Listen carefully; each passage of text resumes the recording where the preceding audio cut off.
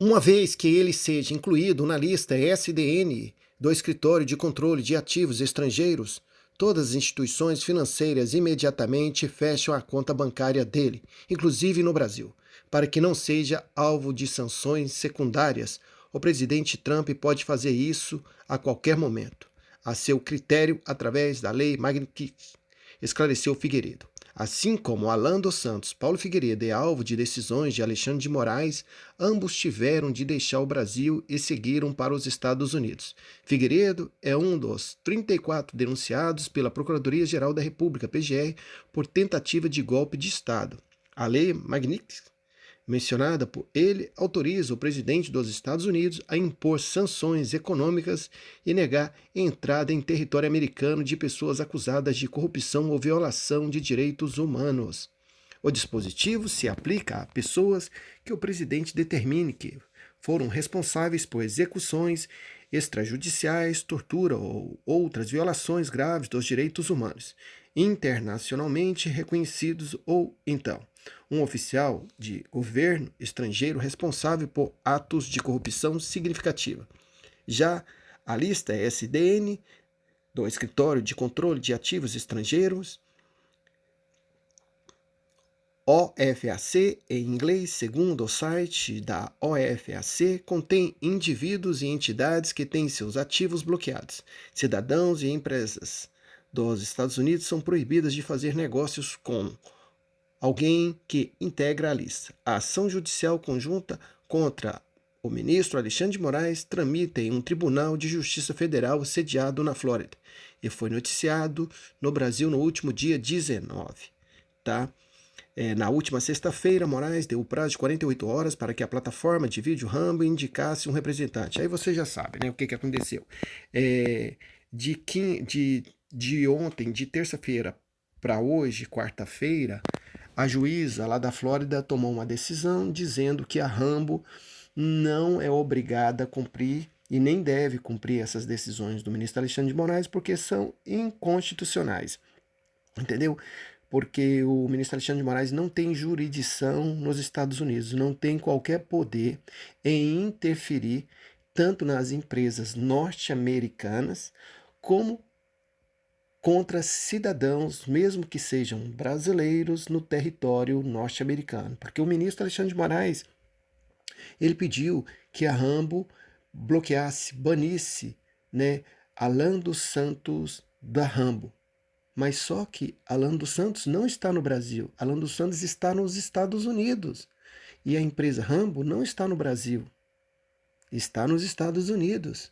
Então não cabe o ministro Alexandre de Moraes estipular uma ordem dessa para Rambo. E lembrando que ele tinha que seguir todos os rituais, como manda as leis e os tratados internacionais, né, nos Estados Unidos. Agora veja esse áudio aqui, aonde um jornalista esteve com o ministro Alexandre de Moraes e Moraes revelou para ele quais serão as decisões, mesmo ele sofrendo as retaliações sem precedentes dos Estados Unidos, cancelamento de vistos, bloqueios de bens, né? E aí, tudo que vocês possam imaginar que o ministro Alexandre de Moraes poderá sofrer, essa vai ser a decisão dele. Olha só.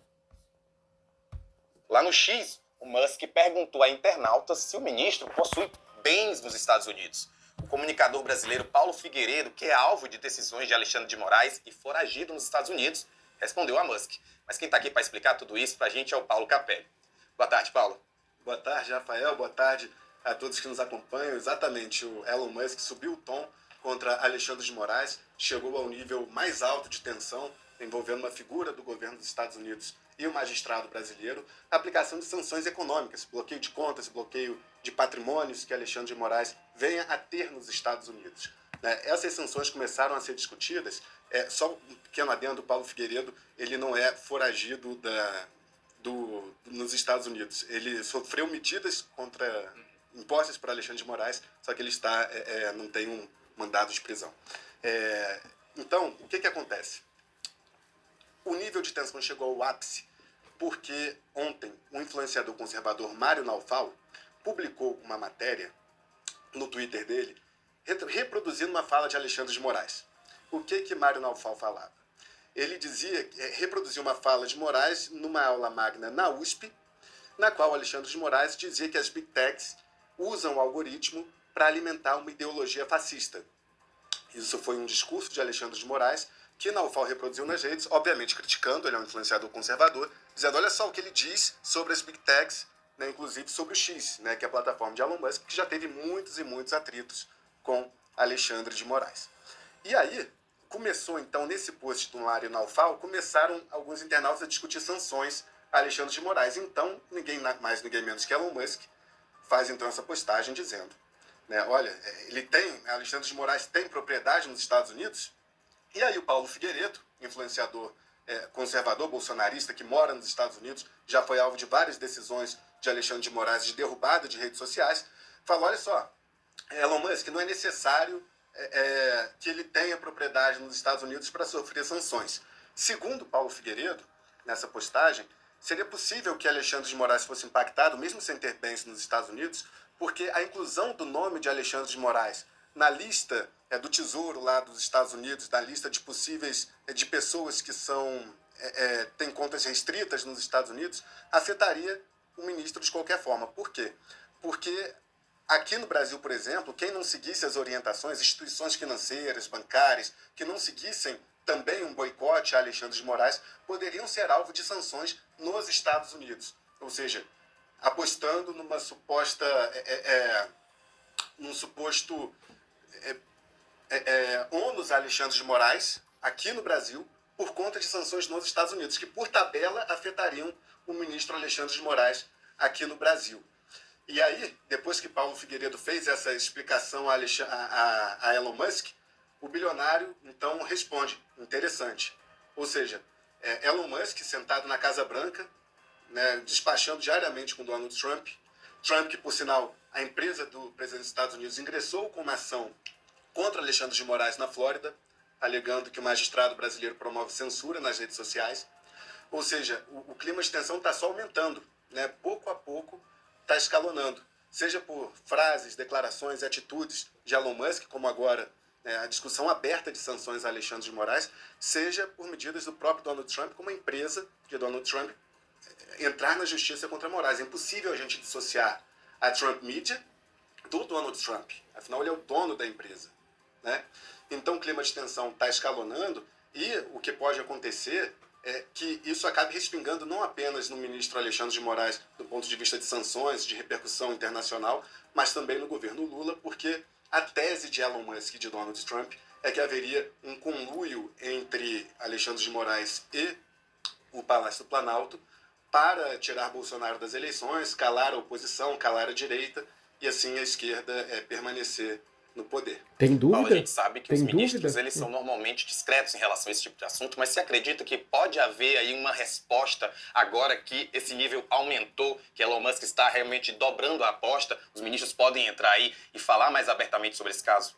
Olha, no STF pegou de surpresa o assunto, nessa postagem foi na madrugada de hoje, madrugada às 2h da manhã de hoje, então o assunto ainda está repercutindo no Supremo. Agora já há no governo Lula ministros do governo, não ministros do Supremo, ministros do governo Lula, do núcleo duro de Lula, que defendem o ingresso do Itamaraty na questão, do Ministério das Relações Exteriores. Por quê? Esses ministros argumentam que a ação, por exemplo, que Trump moveu nos Estados Unidos contra Moraes tem impacto de causar uma crise diplomática.